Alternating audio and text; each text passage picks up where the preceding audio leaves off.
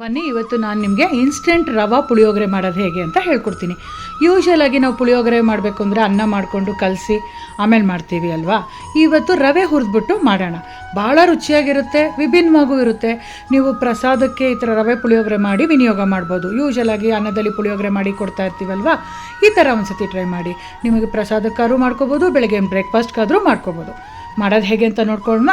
ನಿಮ್ಗೆ ಎಷ್ಟು ಬೇಕೋ ಅಷ್ಟು ರವೆ ತೊಗೊಳ್ಳಿ. ನಾನಿಲ್ಲಿ 1 ಕಪ್ ರವೆನ ತೊಗೊಂಡು ಚೆನ್ನಾಗಿ ಹುರ್ಕೊಳ್ತಾ ಇದ್ದೀನಿ. ಹೊಂಬಣ್ಣ ಬರೋವರೆಗೂ ಹುರಿಬೇಕು, ಅಂದರೆ ನಿಮಗೆ ಘಮ ಬರುತ್ತೆ, ಅಲ್ಲಿವರೆಗೂ ಹುರ್ಕೋಬೇಕು.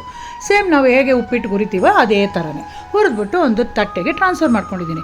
ಆಮೇಲೆ ಒಂದು ಕಡಾಯಿ ಇಟ್ಬಿಟ್ಟು 4 ಟೀ ಸ್ಪೂನ್ ಎಣ್ಣೆ ಹಾಕಿ 1/4 ಕಪ್ಪಷ್ಟು ಇನ್ಸ್ಟೆಂಟ್ ಪುಳಿಯೋಗರೆ ಪೌಡ್ರನ್ನ ಬಳಸಿದ್ದೀನಿ.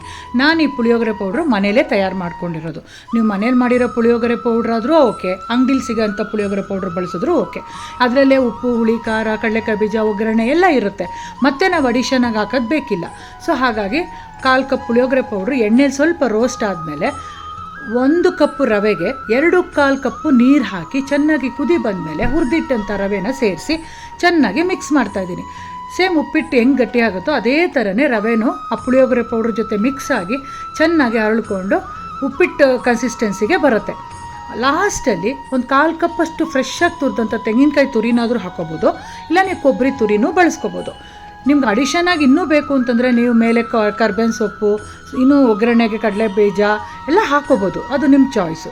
ಬಟ್ ಇನ್ಸ್ಟೆಂಟ್ ನಾನು ಮನೇಲೇ ಮಾಡಿರೋ ಪೌಡ್ರಲ್ಲಿ ಸಫಿಷಿಯೆಂಟಾಗಿ ಇದ್ದಿದ್ದರಿಂದ ನಾನು ಅಡಿಷನಾಗಿ ಏನೂ ಹಾಕಿಲ್ಲ.